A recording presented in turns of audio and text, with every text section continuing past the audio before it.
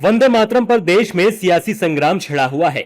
एक तरफ बीजेपी कांग्रेस पर राष्ट्रगीत का अपमान करने का आरोप लगा रही है, तो दूसरी तरफ कांग्रेस सिर्फ इस गीत के 2 छंद गाने के अपने रुख पर कायम है।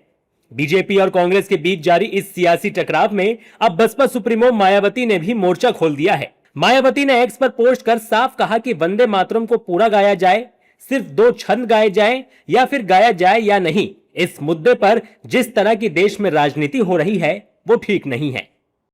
देश में वंदे मातरम गायन को पूरा गाना है या शुरू के 2 छंद गाना है या नहीं गाना है, इसको लेकर जो इस समय देश में राजनीति चल रही है ये ठीक नहीं है। और इस मामले में हमारी पार्टी का यही कहना है कि वंदे मातरम गायन को लेकर अभी हाल ही में संसद में जो कानून पास किया गया है ये कोई पहली बार ऐसा नहीं हो रहा, क्योंकि केंद्र और राज्यों में भी सत्ता परिवर्तन के दौरान सभी पार्टियां अपने राजनीतिक स्वार्थ, फायदे के हिसाब से या फिर अपनी कमियों पर से जनता का ध्यान बांटने के लिए ये सब करती रहती हैं, अर्थात एक दूसरे के बने कानूनों को बदलती रहती हैं।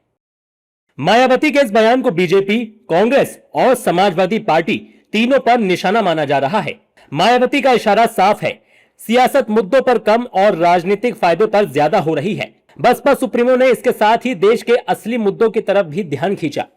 इस समय देश और जनहित के मुद्दों पर खासकर बेरोजगार युवाओं व छात्र छात्राओं, जेन जी व स्कूली बच्चे बच्चियों की जेन अल्फा एवं इस समय देश के कुछ भागों में भयंकर आई बाढ़ से हो रही जान माल की हानि आदि के अनेकों और भी अति महत्वपूर्ण मुद्दों पर केंद्र व सभी राज्य सरकारों को तथा साथ ही सभी राजनीतिक पार्टियों को भी सही से समुचित ध्यान देना चाहिए।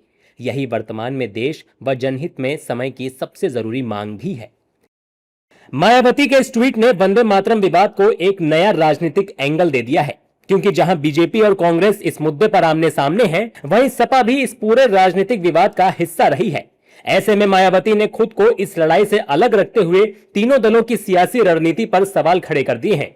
बसपा सुप्रीमो का संदेश साफ है, वंदे मातरम पर सियासत छोड़िए, देश के असली मुद्दों पर ध्यान दीजिए।